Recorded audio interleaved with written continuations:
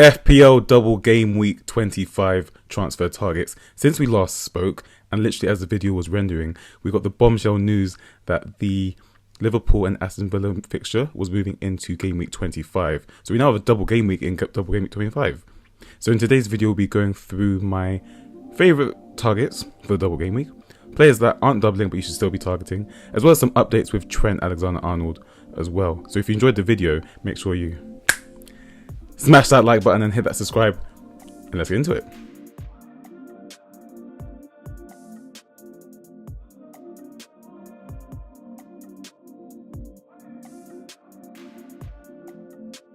What's up? It's FPL Vert, where arrows go green, and even though game week 24 isn't actually over yet, they are currently green. But of course, the double game week comes to a conclusion tonight with the final Merseyside derby at Goodison Park taking place with Everton versus Liverpool. So we'll have a clearer indication of how the game week went by the end of today. But as I mentioned, and if you've been living under a rock, double game week 25 was announced a day before the deadline in double game week 24 as well, and that threw all of our previous plans into disarray, because of course a new double game week means more opportunities. So my assistant manager chip is now active. It was previously on the triple captain, but went for Moyes, who got 12 points and hoping to get more points tonight. So good luck, Everton. Come on, you toffees. But yeah, Liverpool doubling back-to-back fixtures. So most of us will have double Liverpool already, but now Villa assets become a lot more enticing. And of course, Aston Villa, who have lost just one game at home all season in both the Premier League and the Champions League, having faced Bayern Munich in the Champions League and winning there with a clean sheet. I think it is yet again another opportunity for table bonus. So if you've been following on my Twitter, of course you would have been seeing these updates. Of course, this is the first video since, so it's good to see you again. But yeah, that is currently the plan. Of course, we're going to discuss the fixtures you should be going for, but as they say, what goes up must come down. If a double game week is caused, it means that a blank game week is on the horizon. So for Liverpool and Aston Villa, they will be blanking in game week 29 for sure, because Liverpool made the Carabao Cup final. Newcastle also made the Carabao Cup final, and they'll be facing Crystal Palace. So while I'd give that like a 99% certainty it will be blanked, it hasn't actually been confirmed yet because they haven't announced that the fixture's been moved. So just one thing to note, I mean, it's more than likely it will be also a blank for for Newcastle and Crystal Palace, but it's just not confirmed yet.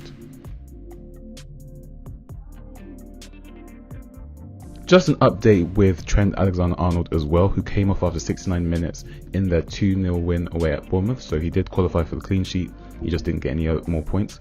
But yeah, Arne Slot issued an update saying that he's done part of the training session and he's going to train again, and they'll have to decide whether they take him to the game. So he should be in the squad, which means he should be fine. Well, should be fine for at least game week 25. Not saying with 100% certainty he'll start the Wolves game, because of course Liverpool do have a number of fixtures coming up as well, but it's not worth a sell. Of course, if you're buying new, maybe you're a bit more cautious, but I'd still get him because I think the ceiling of owning Trent Alexander-Arnold in a double game week is more than enough to own, to be honest. And as you can see, he was in training just last night on the 11th of February, so I think he should be okay, but obviously we'll have a firm answer tonight when Liverpool travel to Everton. So as always in our transfer targets, we will have the weekly Vert verified power ranking, my top 5 for the next 5 across all the positions. However, it's a bit different now because in game week 29 there will be at least 2 blanks. Well, as I mentioned, the Palace Newcastle game is very likely to be a blank. It's just not 100% confirmed yet, but as you can see, they're going to be blanking very likely. So unless you're free hitting in game week 29, you should definitely be looking at how your team will be looking in that week, because of course if you're not going to use the free hit, which I personally won't be, you're going to want to be able to put out a team that's not going to require a hit, or maybe one maximum, but you don't really want to be taking hits in weeks that people are using the free hit chip. So with all that factored in, I do think Pickford is the #1 goalkeeper for now, because he does have a fixture in game week 29, and it's actually a good one as well, hosting West Ham. Alisson is second because of course he has a double game week this week, but then that means that he doesn't have a fixture later. And it's the same with Martinez, but I don't think Villa have a good defence at the moment, and they actually have quite a lot of injuries as well.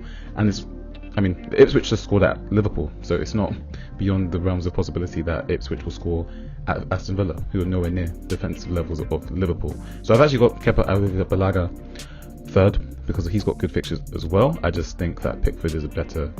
Maybe you can. It's a close call, but I think Pickford is the better goalkeeper personally. And then Henderson's just fifth because he just got a clean sheet, but he's got a blank, so you wouldn't be looking at him really. Into the defenders, and as mentioned before, Trent has got a yellow flag at the moment, but I still think, given that he's back in training, what he offers as well, and the fact that they're facing Wolves and Aston Villa in the same game week, I think there isn't anywhere else you should really be looking. And of course, when you look at his expected goal involvement across all the defenders as well that are in this list, he's far ahead of everyone else. So definitely number one pick.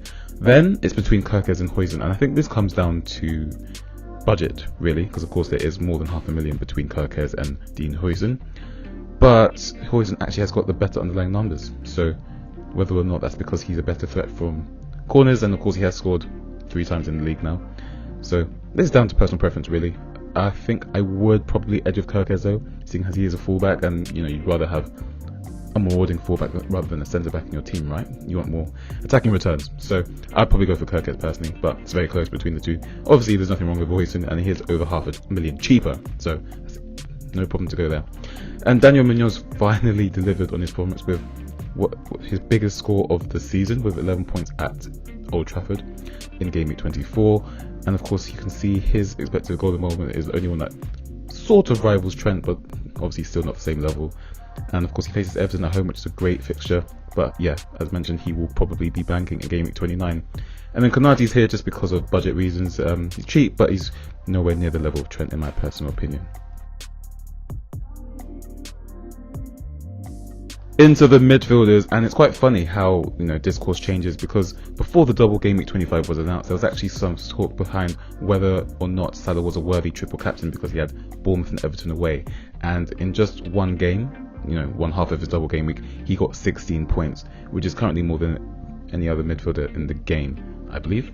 Maybe I have to double check that. But as mentioned, Salah is the king and you should never doubt him. And the fact that he's facing Wolves and Aston Villa at home again, I think it's a very easy captain again. Of course, unless you've got your triple captain active or something. And I probably wouldn't use it this week because I think there's other weeks you can probably use it. I'll be talking about my chip strategy in a bit more detail in my team selection. But yeah, don't doubt Salah. He's the man. Then at number 2, even though he hasn't got a double game week, I actually would rank Kluivert ahead because he has just got so much threat going forward. He is on penalties as well. He can score from range. He can create so much. As you can see with his numbers, they're better than everyone else's on this list, especially better than Semenyo's. So very easy, and I think he's currently the most transferred in midfielder as well. So the rest of the FPL community definitely agree with me as well. He's definitely the number 1 midfielder to own, after Salah of course, this game week. Then Rodgers comes in at number 3 because he has a double game week, and yes, he might be a bit inconsistent in the Premier League, but he still does it in every other competition. He got a hat-trick against Celtic before double game week 24, and of course he got a goal and assist against Tottenham in the FA Cup on the weekend. So bear with him. Of course, he is a cheap midfielder after all, and not everyone's going to be a Cole Palmer delivering the goods every single week at 5 million. So temper your expectations. He's still an amazing own given his price. He's literally 5.6 million. What more do you want really? Then you've got Brian Mbeumo, who kind of disappointed everyone. He was facing Tottenham, who literally have not kept any clean sheets in yonks, and of course Tottenham go and keep a clean sheet when they're going away to Brentford, when we all own Mbeumo. So thanks for that, Brian. But yeah, there's actually a selection dilemma this week for most between Mbeumo and Wood, and I'm not too sure, but I think I would probably be benching Brian Mbeumo over Wood, but we'll talk about that more in my team selection. And then Semenyo is coming at 5th because, of course, for the same reasons that Kluivert is highly wanted, I just don't think he has as many routes to points, especially if he's going to be playing on the wing. I mean, of course, Kluivert plays down the middle, he's a bit more central to Bournemouth's attack, and of course he has the set pieces as well, so very easy pick for me. Into the forwards, and just from a game week 29 perspective, it's pretty difficult to manage just with the forwards that have good fixtures for now until then, because if I'm looking ahead right now, the only forwards I really want to own in game week 29 would be Haaland, who has Brighton at home, Cunha, who has Southampton away, and Chris Wood, who has Ipswich away. But those two, so Haaland and Cunha, don't have good fixtures for now, so I wouldn't be going there for now, right now. But as of gameweek 25, I would have Gakpo at number 1 for sure, especially how well he performs at home, and he'll be facing Wolves, Newcastle and Southampton before they're blank, so I don't think just because they're blanking that you should avoid him. In fact, he's my number 1 pick for forward this week. Alexander-Isak, Newcastle's fixtures do turn a little bit, but as you can see from the underlying metrics, at 0.86 expected goal involvement per 90, you don't sell him. You just don't sell him. And it's not like City and Liverpool are keeping clean sheets all the time. In fact, City just threw away a 2-1 lead in the Champions League just last night to lose 3-2 in their playoff, which is a very much a go win or go home situation. So City can definitely be gotten at, Liverpool can definitely be gotten at, and then, you know, Forest at home and West Ham away aren't the end of the world either. So don't be selling Isak just because of the fixtures. I was actually looking at selling him for Watkins, but given I won't be using my free hit, I need to save free transfers for game 29, so I will be keeping Isak. I also think the value lost on him is not worth it, considering that we're going to want to captain him in game week 36 most likely. I'll probably be triple captaining him in game week 36, so I'm just going to keep him. Mateta is here because he's in great form at the moment, and he just got 13 points at Old Trafford, and he faces Everton at home this week as well, so pretty good fixtures. But like I said, he hasn't got the best metrics, and of course Crystal Palace don't attack as well as any of the other clubs on this list as well, but he's on here because he's in great form. And then Chris Wood, obviously he scored his hat-trick. Apparently over 500,000 managers sold him before facing Brighton at home. Bit of a questionable decision there, I'm not going to lie. But Fulham away, Newcastle away, Arsenal at home, City at home, Ipswich away. Not the best fixtures, but when someone's in form like Chris Wood, and he's having the season of his life, so you don't sell him.